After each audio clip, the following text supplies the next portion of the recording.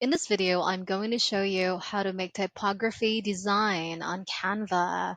On your page, let's click on Apps and search for Type Extrude. It has an E logo. Let's open it. Loading fonts. Let's wait for a while. Phew. Now we have our fonts here and different styles. So this will be like a word cloud about English. So I'll do it this way. Let us try that. Okay, that's fine, but let's make it caps lock. There, better. Dark background. Okay, just that is fine. So blue is our color here. I will not change it. Extrude length.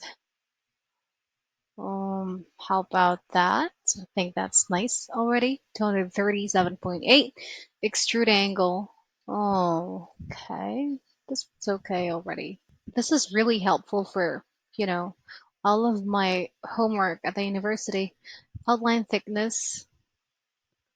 Okay, that one. So let's now add that to design. See, that looks amazing. I like it. Okay, so that is our word. There you go. Let's add more. How about that? And add to design.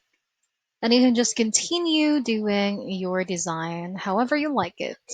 That's about it. That's how you can make typography design on Canva. If you have any questions, please let me know down in the comments below and I'll do my best to help you out.